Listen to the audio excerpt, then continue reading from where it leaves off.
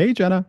Hey Dominic, So, Jenna, do you want to tell our audience what we have going on the show this week? you mean what are we doing this week? Well, this week, okay, so this is one of the my personal pet peeves, and that is the issue of salary. A lot of people really think that all broadcast journalists have these huge salaries, or at least really big ones. And I think that's Hmm. because you have these big marquee names that make these multi-million-dollar salaries. And so then again, like, well, if this person's making that much, then it would make sense that the rest of you, right? Girl, no. Let me tell you about being broke on TV. It is awkward, it is weird, and it is real. It is so real. And then, speaking of being broke on TV, we're going to talk to a TikToker who used to be a broadcast journalist and was just like, yeah, this ain't the vibe. I can actually do better work on a different platform. And his name's Ford Sanders. Let's get the show started. All right. Hi, I'm Jenna, And I'm Dom, and we're both award-winning journalists. who've recently been laid off. Our industry is experiencing a seismic shift, and it's shed a lot of really good journalists. So where does that leave us? Well, we're definitely laid off. And we're looking for new jobs, looking for what's left of the industry, and what to do next. And we're looking at all of it. So if you're a fellow laid off journalist, a working journalist, or someone who admires the craft, we're looking to build community. Develop new skills, and try to figure out what just happened. Welcome to Laid Off and Looking.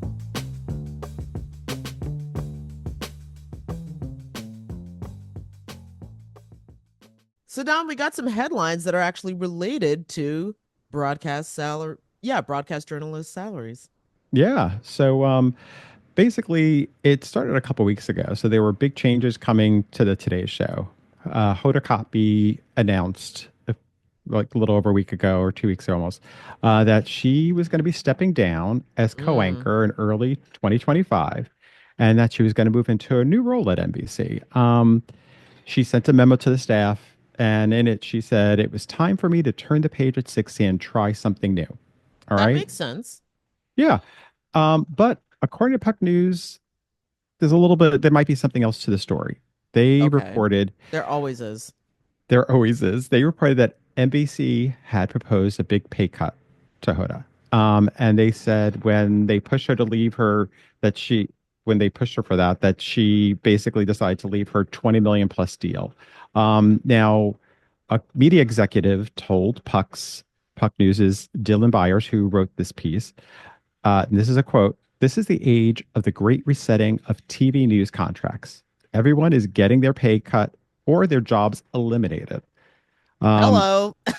uh, they are it's speaking truth. But then it says over here now, over at Good Morning America, the Wall Street Journal put out a report saying that George Stephanopoulos, Robin Roberts, and Michael Strahan, each reportedly making around 25 million a year, might be facing some salary cuts of their own.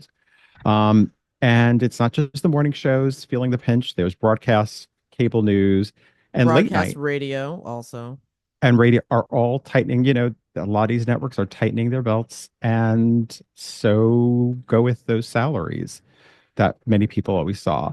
Um, yeah, and it's interesting because on top of that, Jenna, I saw that there was the job search platform Indeed. Yeah. So they had put out they put out a report, um, I guess back in the summer of 2024, where it said earnings for news anchors may vary by location, size of the network, and type of news shows they host, Right, with right. the average salary for U.S. broadcasters being $57,966 per year. Yeah. So Yeah. Which these in just period 50, you said 57,000, right? fifty-seven Okay, so thousand, 57,000 period, regardless of where you are in the country, is not a lot of money. no, But God forbid you are in a New York or an LA or an Atlanta or or just any one of those, or Chicago, any one of those bigger markets stations where, what am I supposed to do with this? For real. Like what? Anyway. but I also think it's like, you mentioned this in the cold open, the whole issue of, I think a lot of people when they see, listen, you're on camera, you've been on camera for years. Do people assume Oh, they that make huge assumptions you about. must be raking it in. Yes, well, again, I would attribute that to the fact that all most people know about broadcast journalists' salaries are those big marquee names, and when they like renegotiate their salaries, and we're talking tens of millions of dollars.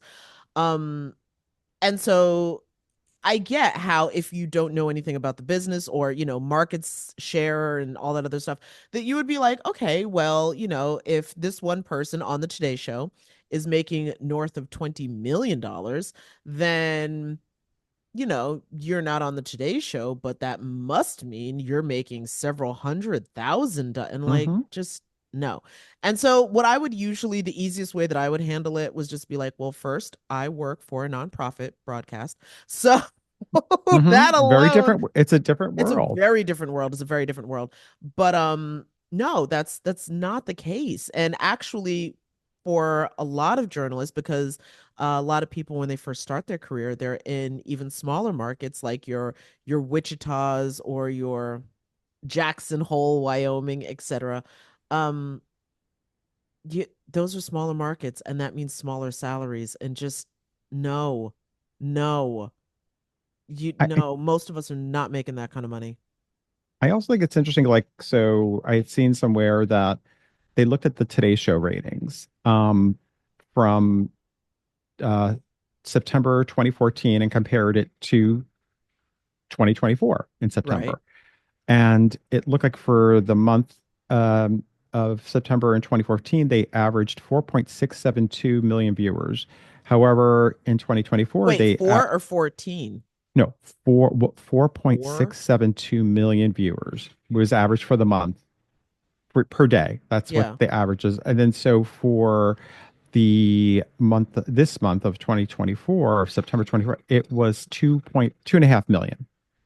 It was their daily average. So that's a Well, you have a lot significant of, yeah, that's a decrease. significant loss. And I mean, the first thing that comes to mind when you said 4, and I was just like, he must mean 14, but no, 4. No, Um, I have no scientific evidence to back this up, but I'm just going to say there's probably a lot fewer, stay-at-home parents.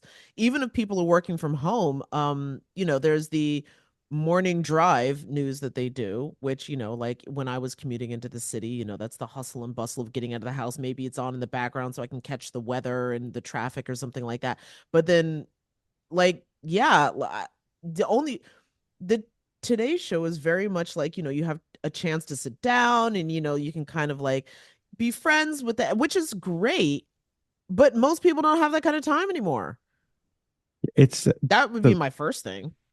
yeah, it's just changed so much. It's And then on changed so top of that, much. with people cutting cable cords and all that other stuff, and not even then, yeah, you have like the generation who I would say grew up with their morning news shows and watching that religiously, etc., is dying. I don't know how else to put it. They're no longer with us. Maybe they're watching from the great beyond, but that doesn't help Nielsen ratings in this realm.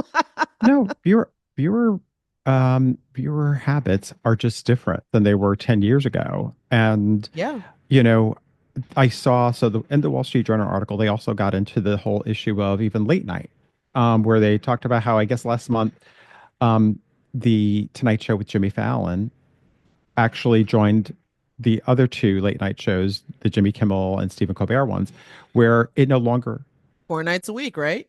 4 nights a week. And so, and then they also mentioned about how NBC was looking to, I guess, it cut Seth Meyers show. I believe that they wrote, we heard like they had cut the band. The band was let Yes, go. yes, yes, yes. I do And remember reading that. so I think, again, so it's not just it's news, but it's all you just see this is happening everywhere where broadcast TV is Oh, just basically the cuts are um real. it's real. The cuts are real. So even these shows that we seem to think are institutions, anchors who we see as institutions to big names Well, are yeah. just not the same. I was gonna say, first of all, I think we're just collectively going through a period in history where what once were institutions are just no longer anymore. You could say people are shifting or the institutions are crumbling, however you want to word it. I just don't think that they're holding the same gravitas that they used to.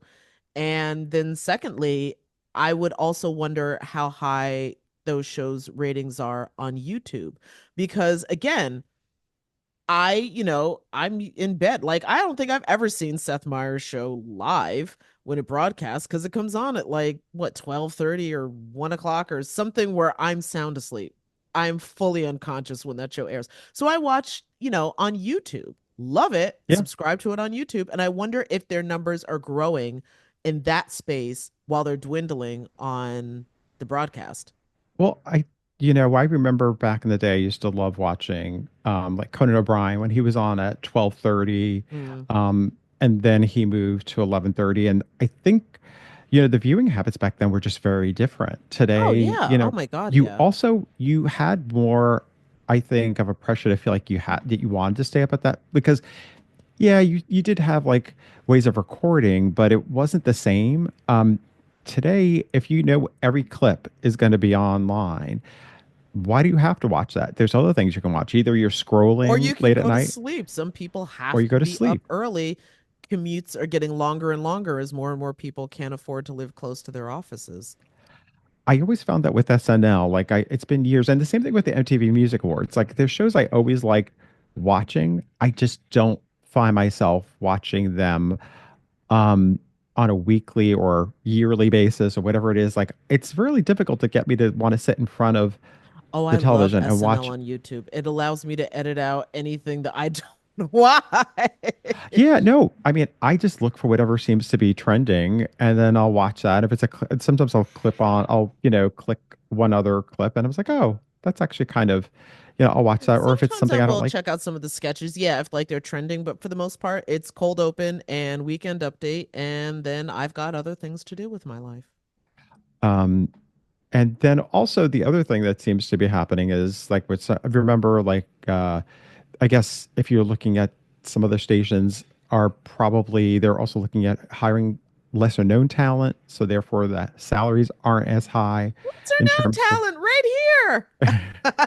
I'm kidding. it's no, But but I am think I like though? what no, but that's a really but that's the big thing for a lot of like it's realizing that gone are the days where you felt like you had to have like marquee names and you could build around people who might not be as well known but will build into it, Well, that's will also grow into it. partly because what social media has shown us is that, yeah, non-marquee names, not like regular people can still find a way to connect, not like, trained broadcasters can still find a way to connect with an audience and build a platform in some cases that's bigger than legacy media. One of the fascinating conversations that has come up is I guess the criticism of the Harris campaign for not doing, enough press. And some of the pushback has been, well, she is doing press. She's just going where the people are, and the people aren't in a lot of legacy media spaces anymore. They're on podcasts and like I know she's done quite a bit with like black media outlets, um and anyway, things of that nature. And so, but that's where a lot of people's attention are, or at least the voters that she needs to reach.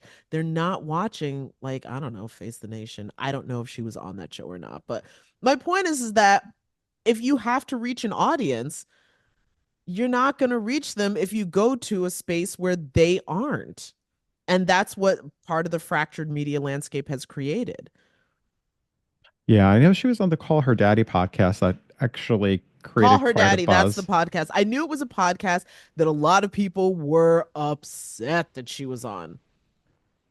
But I agree. I think like, just like it's sort of just like when back in the day when Bill Clinton went on the Arsenio Hall show and there were people who criticized him for doing that, feeling like that was like, why are you going on a late night talk show? But And he was still doing like your typical, like, NBC, ABC, CBS, Wall Street Journal, New York yeah, Times, stuff like that. Um, and he still caught flack for that though, yeah. No, he because still people caught felt like flack he for looked that, but I think, unprofessional. yeah, I think, yes, people did think that. But I also think that it's not in the same way now because No, it's become very clear people are fighting for their survival. yeah, And and like so, yeah. for even the president, a candidate for president to be like, well, actually, I think I'm going to get more bang for my buck over here. That's insulting to a lot of people.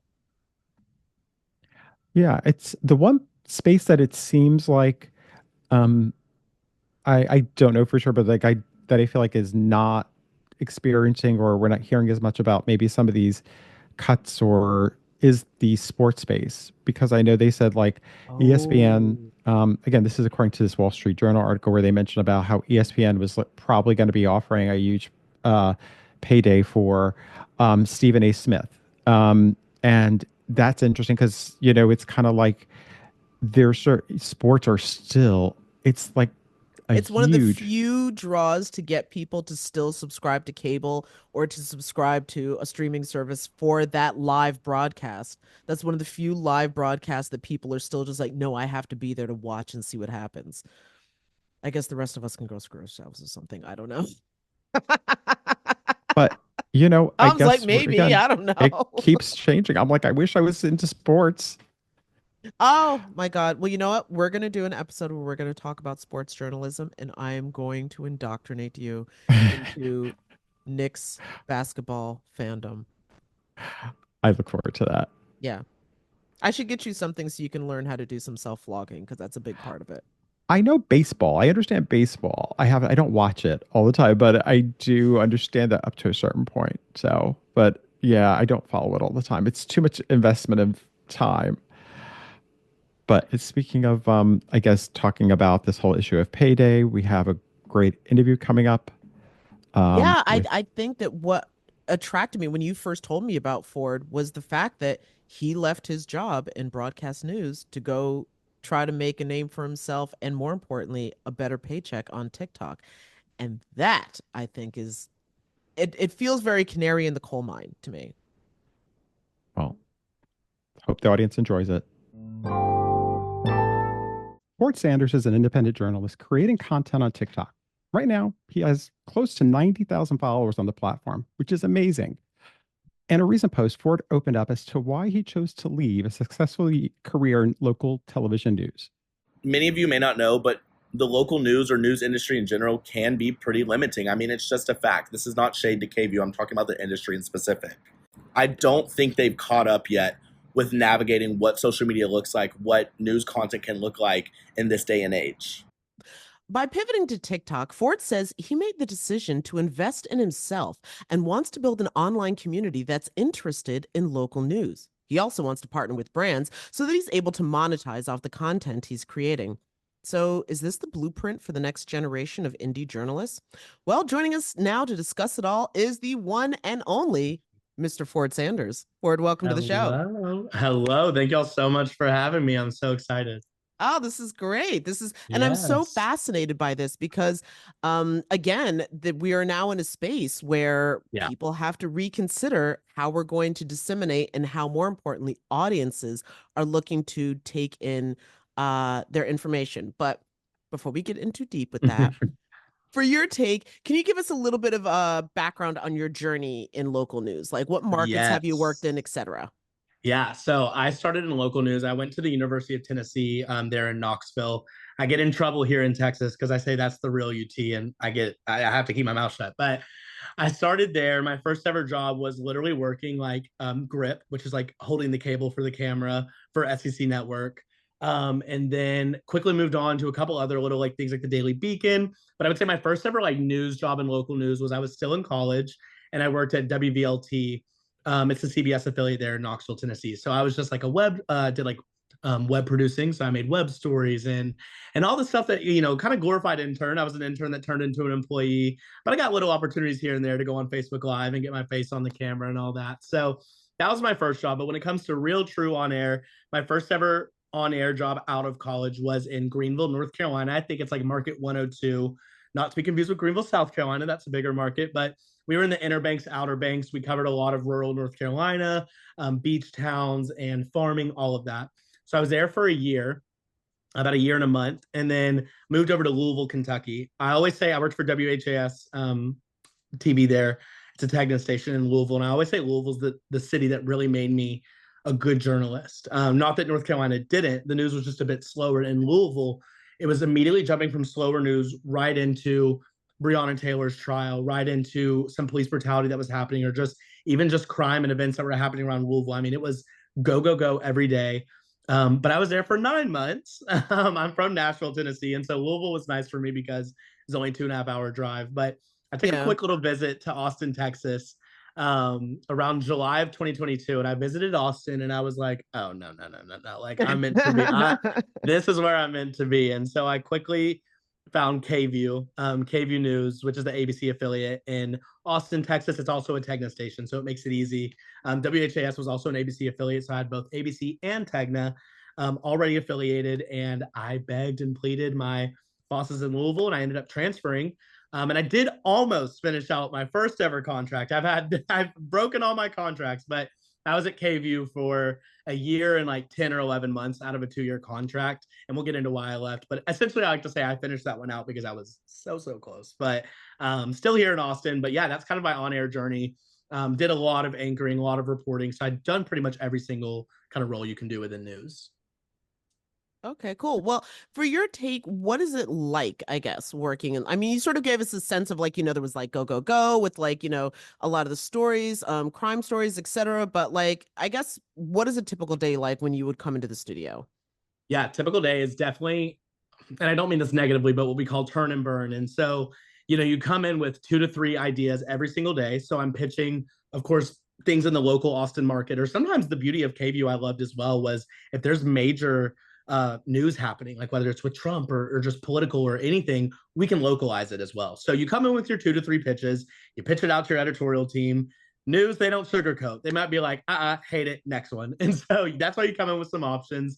And it's go, go, go after that. In my other markets, I was an MSJ, multi-skilled journalist in all of my markets, meaning they pay you 1 salary for the job of 4. So I was writing everything myself, shooting everything myself, editing everything myself, doing all my own interviews, all of that to be done within about a 6-hour time frame because you need to leave yourself 2 to 3 hours to edit and be live at 10 p.m. So KVUE was kind of a blessing because 90% of the time I had a photographer with me who would also help edit. So I really got to focus on my like questions and my interview style and my writing. But that's kind of a normal day is really just there's no stopping. I mean, you've got an 8 to 9 hour shift, but really getting the content together happens in about 5 hours because you need to save yourself time for editing and getting ready to go, whether it's in studio or a live hit. So every single day was something brand new. And there was no time to look up even. And, for not to get too personal, but the pay working in local news, I think a lot of people see people on television and think, oh, you've got it made. And it's just easy street. Can you give a little bit of background of being somebody who's worked in all these markets and how what the reality is? Yeah, let's talk about it. I mean, I'm honestly pretty transparent. My first job, I'll say after taxes, I made about 25 grand. It's hard. And I always compare it to like, and some people say this negatively, and it's not a negative thing. I compare it to like a manager or shift leader, like a Chick-fil-A, which is also an extremely valid and respectable job. But I compared the two, right? They were actually making more than me, who had to kind of go through the 4 years of college and really bust it out and going into a smaller market to live there. When I could have possibly done like maybe a retail job or something like that and made more money, which is what I used to do in the past, And so really, really, really hard to live off of that.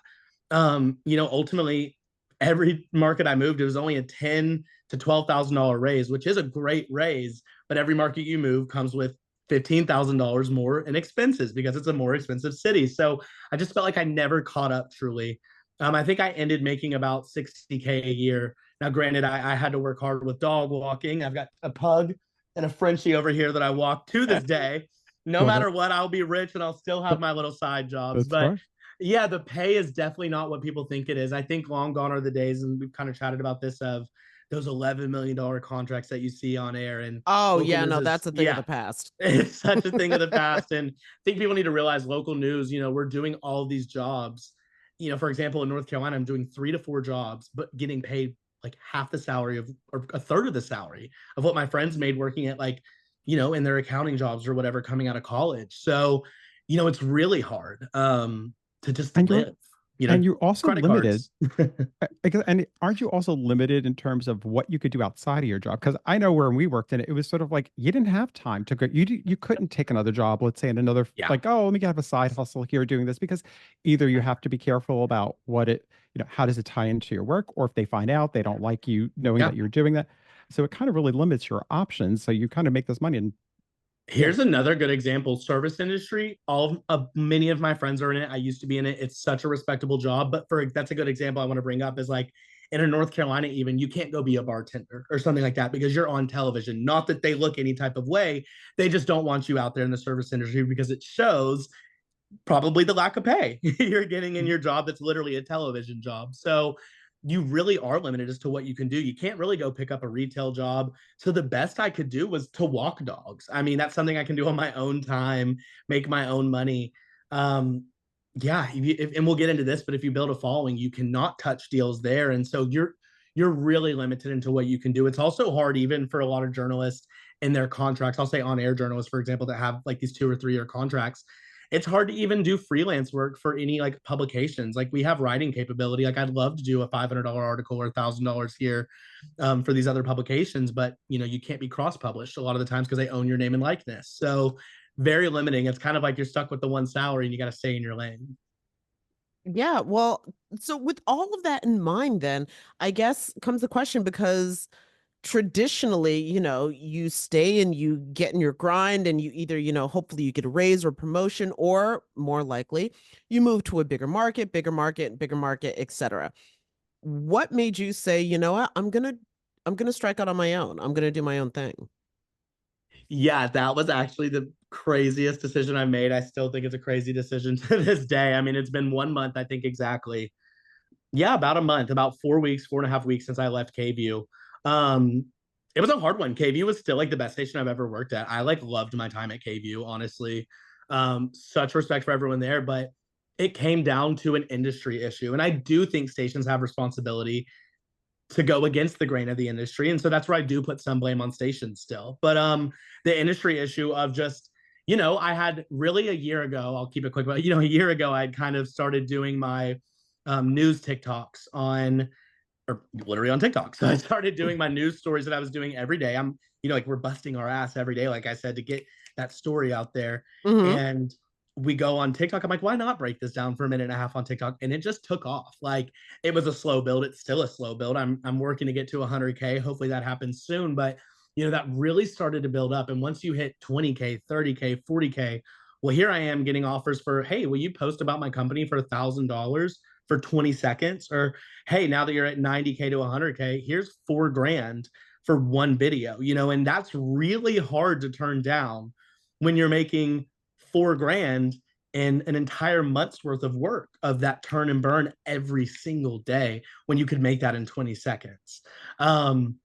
Granted, there's more that goes into it in 20 seconds, but just But I think like, especially for anyone who's worked in the business, who's, been a journalist and adhered to certain ethics, etc. I guess for yourself personally, because again, this is for Ford. Yeah. How do you find the ethical line for yourself? Yeah.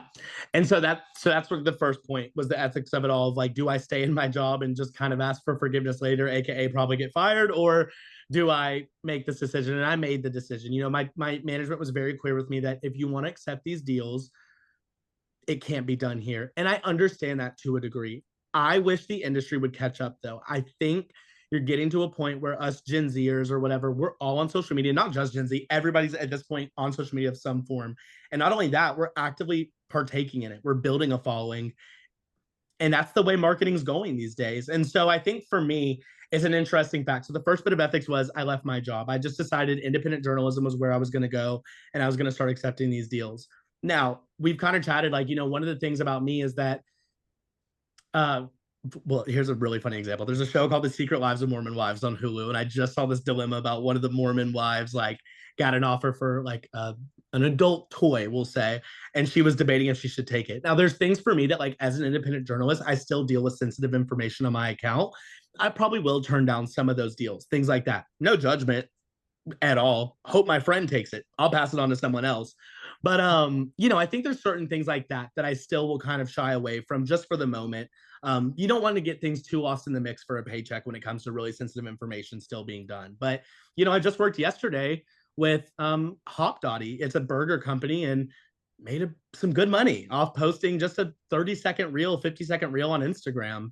I'm working with I've got a massive package over here for a THC drink that I'm going to work with and make some money on. And so, you know, there are things that I think are, you know, maybe teetering the line, but are still appropriate to do.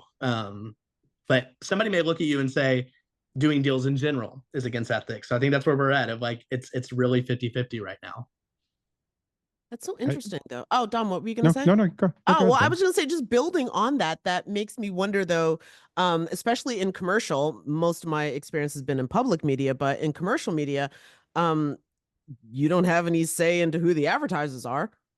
So, Yeah, I mean, and that was kind of my thing is I got to a point where every news station I've ever worked at and every news station on this planet does advertising. They just do. They literally do. Some of them even have lifestyle shows where it's an hour of toting brands and commercial products. And so to me, I'm like, we're in 2024 going into 2025.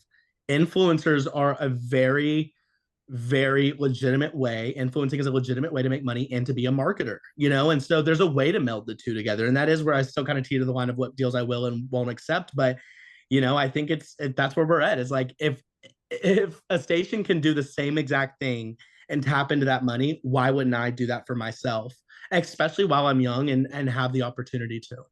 But you know, if it's sort of like, that's the thing. It's about the control that people, you know, that many of the companies have is the fact that they do want to control a lot. And and like you've said before too, and we've discussed, like, you know, it's one thing when you say I get trying to, you know, maybe there are certain things that you want to stay away from, or that but at the same point, I think there needs to be this discussion of you know, people do, you know, you work in jobs where you don't get paid what the work that you're doing for the most part. And on top of it, you're advertising for the company. Like, the work you're doing is to help to build up their brand. So why not also be able to monetize off of it for yourself?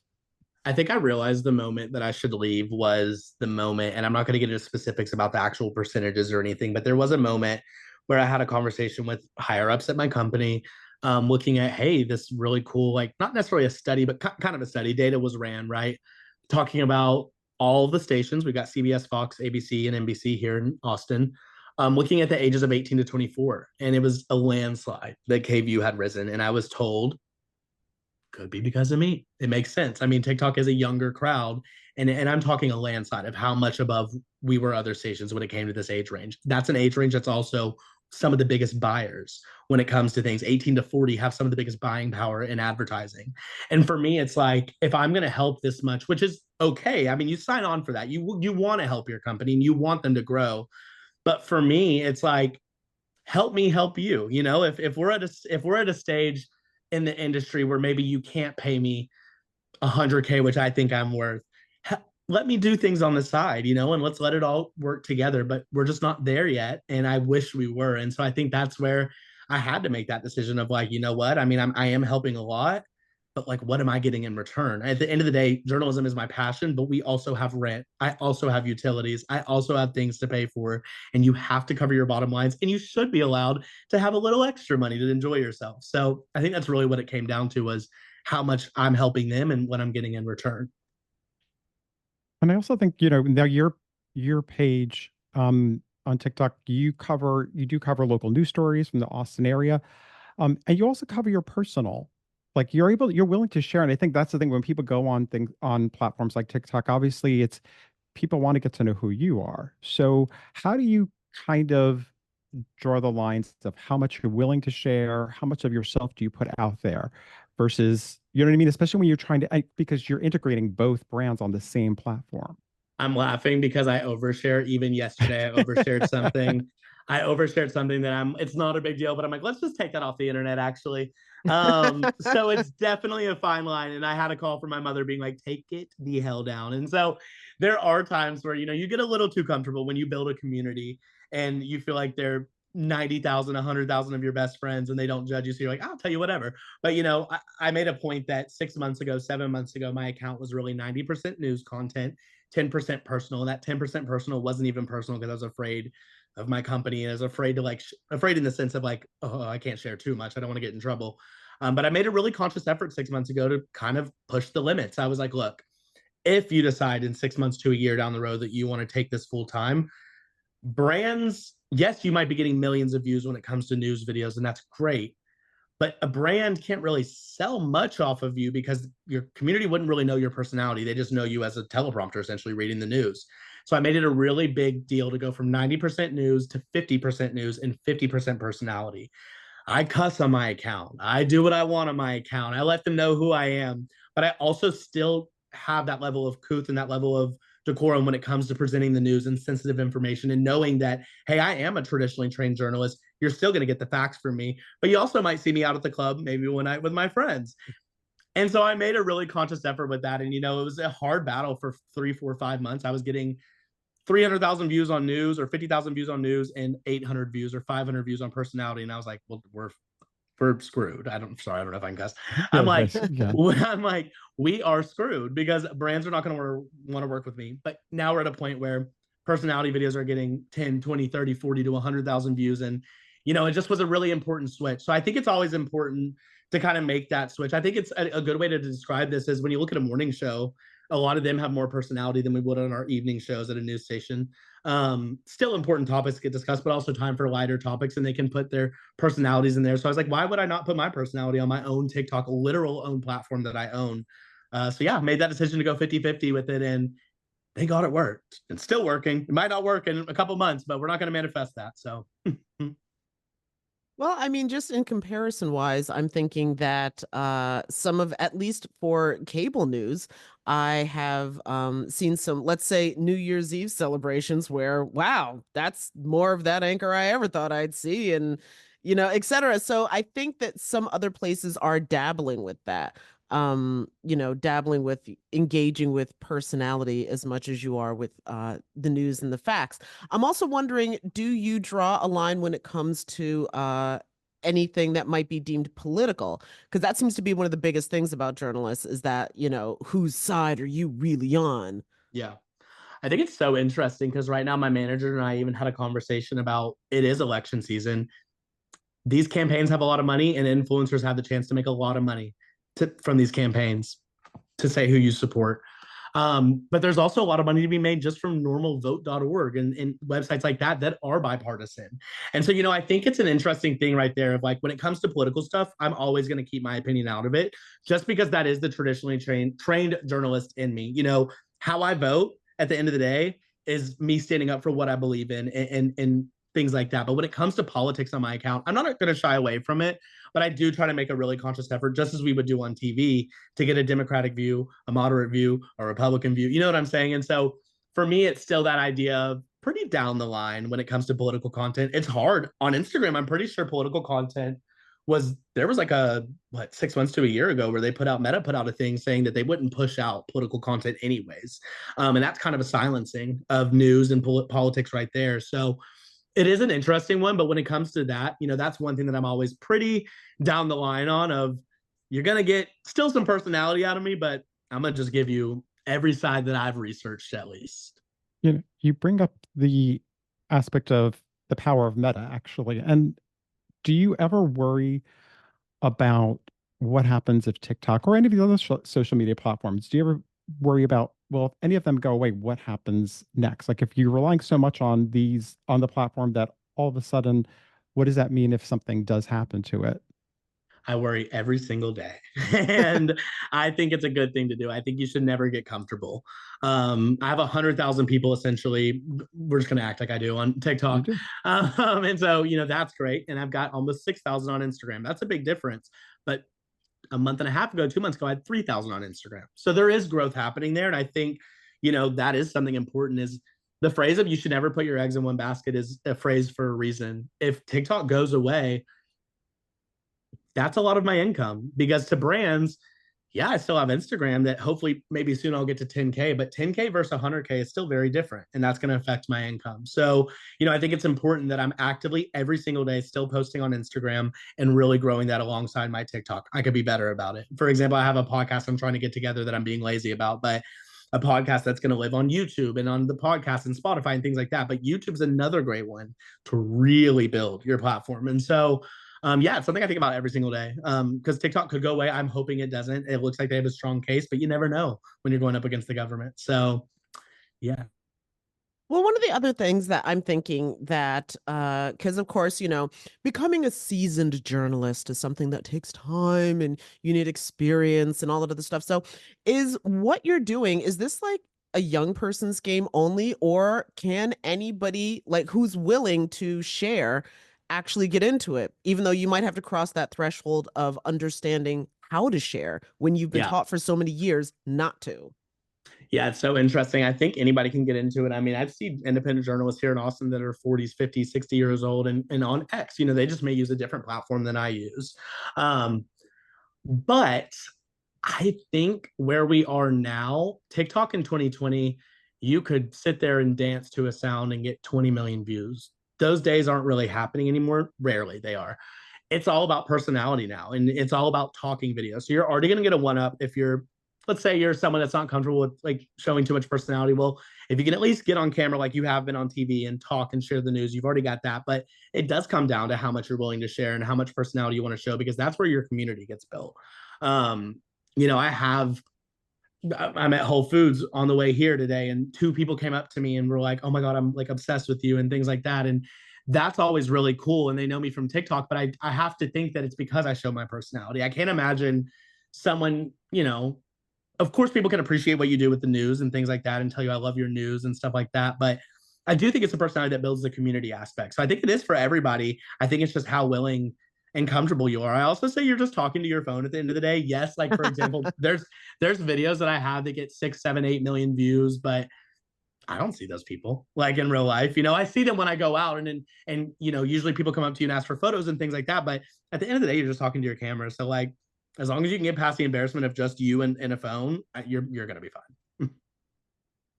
And I also think it's so important for people to sort of get out of their comfort zones, because I think for so often there are many people who've been in the journalism industry who were, like Jenna said, were told, you shouldn't share anything. And so in many ways, being someone who shares even, and you can control how much you want to share with them. So it gives them the opportunity to sort of like figure out, I guess everybody just figure out what works for you.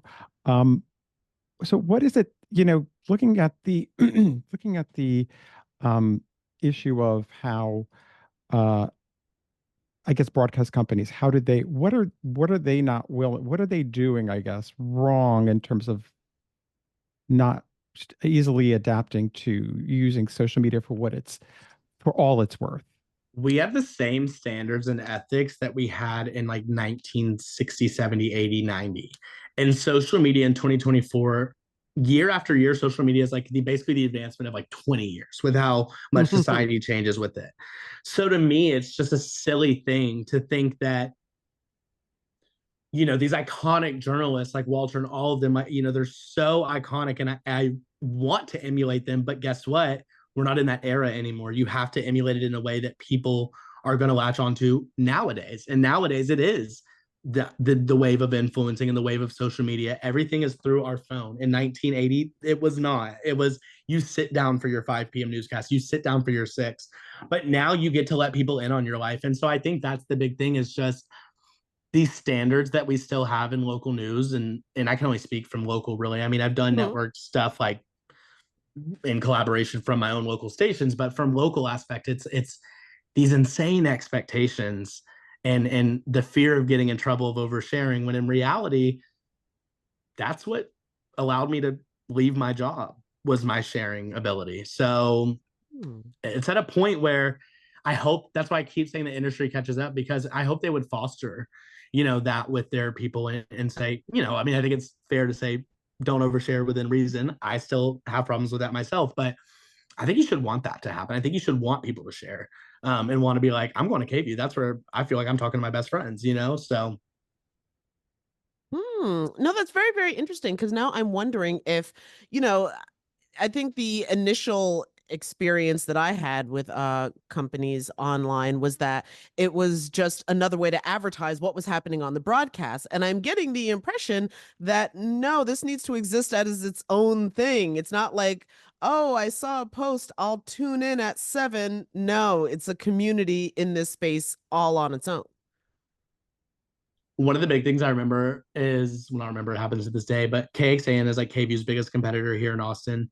And when I first started going viral on TikTok, everybody thought I worked for KXAN because, we were neck and neck, but I do believe KXAN was like number one still. And I don't know what the ratings look like right now, but I just watched over the year that KXAN, people being like, oh my God, Ford, I love you on KXAN, to them being like, Ford, I'm obsessed with you on KVU, or I love KVU. And it's like, that's brand recognition right there. So it's like, that's why I think it's so important, because even if it's not coming in as money in your pocket for the station, right? Because that's what stations see a lot of the times is great, cool, whatever. Like your stories are helping us make money, but like so are our personalities. At the end of the day, like it's short-term risk for long-term reward. Like you have to show off your staff and let these people have their own personalities, because that's going to bring people into you and that's money in your pocket. So I'm just like, I think it's so crucial to kind of allow that aspects of like journalists if they want. I mean, I don't think you should force anybody, but like if they're already doing social media and they want to show off more of their life and personality, you should let it happen.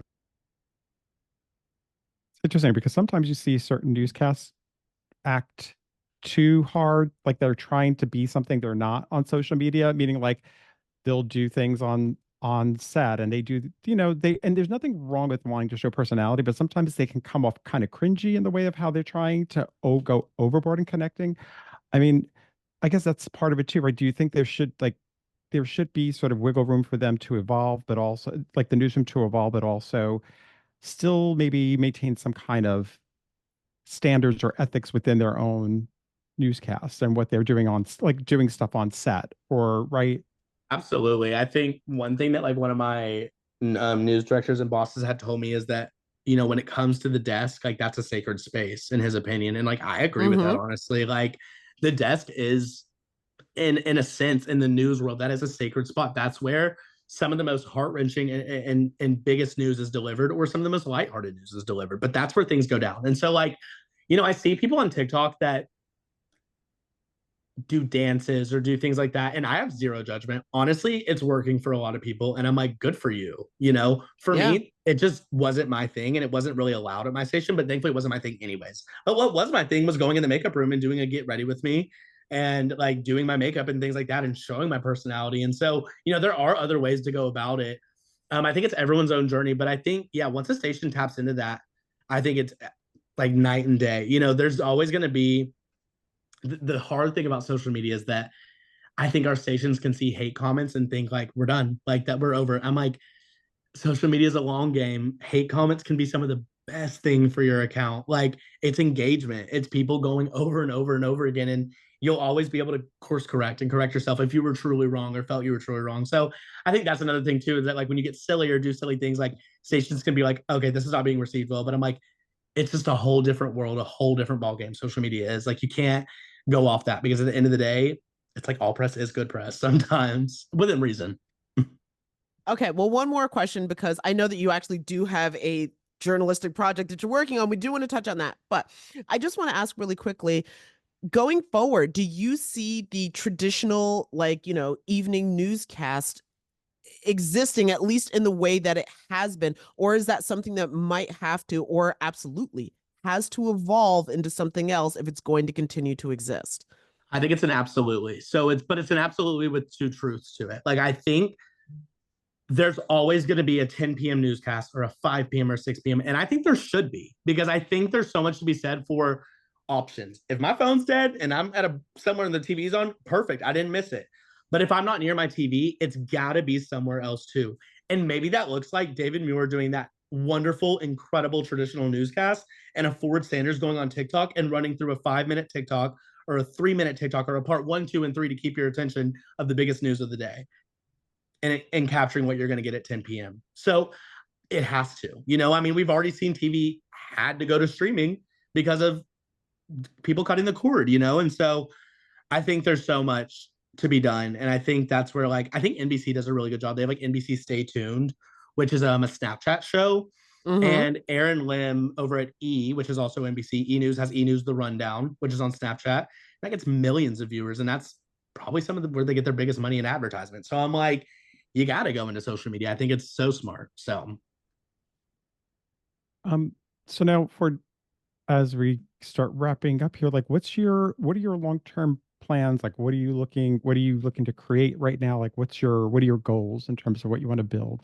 Yeah, there's so much. I love my favorite answer to this question is I don't know. I'm like, I literally have so much going I in my head. appreciate the honesty though. I mean, I plan on like, honestly, girl, I don't know. Literally, it's so day by day. Sometimes I'll post a TikTok off the whim and it gets 6 million views and there's my rent and like things like that. But in terms of like passion projects, of course, like, one of the big things that really did give me a lift off here in Austin, Texas was the deaths that are happening, honestly, down by Lady Bird Lake. We've had 12 deaths in 2 years. And that's something I recently just did a YouTube video with Tyler Oliverio. He's got like 7 million subscribers, and the video within 12 hours got 1.5 million views on YouTube. And I was a part of that, And so I really am dedicated to keeping that journalistic, because there's a lot of conspiracies happening. And so it's really important for me to give that journalistic view of, hey, I was there on scene for all of these, and let me tell you what happened from what I know. So for me, it's getting into the podcasting space. It's awesome because right now I kind of guest co-host, but it's probably going to turn into something more permanent. A podcast called Dumb or Blonde. It's my best friend Kennedy Urick's podcast. She's got millions of followers, and we are silly. We don't talk about anything news. We talk about relationships, partying, whatever we want. And then on the flip side, you're going to have me over here doing the Deeper Dive with Ford Sanders, which is a podcast talking about families and victims that still don't have closure to a lot of things. And so I think there's so many things that I want to do that can live in the same world, but are very different. And I think it's just important for me to learn how to navigate that because, you never want to like get too silly, like I said, with sensitive information, but I think there's always a lane for everyone and a lane for different projects. So that's kind of where I'm at, is just expanding onto YouTube and expanding into the podcasting world. And I always say this, and I want to do this. I want to go back to TV in a couple of years. Not right now. I've never been happier. Like, I'm 25 years old. I turned and burned for 5 years on air, 7 to 8 years total in local news. And like, some people would laugh at me and be like, baby, I've been in local news for 30 years. I was going to be like, I'm not going to give you the number, but it's been a bit exactly. longer. Some people would be like, and I've been in for 30. And I'm like, and I have a hell of a lot of respect for you because I was about dead after 5. So I'm like, for me, it's like, I'm 25. I want to do this for as long as I can independently. But it's so funny. The day I quit news, within a week and a half, I've gotten 4 TV offers for major productions. And so TV's always going to be there. And there are portions of it that are evolving. And I'm excited to see it all catch up together. So. All right. Well, listen, so for anybody, for the 5 people on TikTok who aren't following you, we got more. I need millions. So where can people find you on actually, I guess across apps? Yeah, I kept it really easy. Everything is Ford Sanders on Instagram and on TikTok. And then I believe my YouTube is, if you type in Ford Sanders, it'll show up. It's either Ford Sanders News or Ford Sanders 2116, but Ford Sanders should take you to pretty much everything. Once you get to one, a link in my bio will take you to all the others. So just Ford Sanders on everything. Cool. All right. Well, Ford Sanders leading the way and showing us a new way to do local news and to sustain yourself as a journalist. Because, oh, God, there's only so many ramen noodles a person can eat. I know. And right now, once I hop off this, I'm going to go make a brand deal with that THC drink and get some money, hopefully. So hopefully. We want the best for everybody here. Ford, thank you so much for joining us. This has been enlightening and very interesting. Thank y'all so much. I had so much fun. Thanks, Ford. Yes. See ya. Laid Off and Looking is an independent podcast conceived of and created by Jenna Flanagan and Domenic and Jenna. Music provided by Jay Cowett. Research by Lori Ruthenbucker. Reach out to us anytime at laidofandlookingpod@gmail.com. New episodes drop every Friday at noon.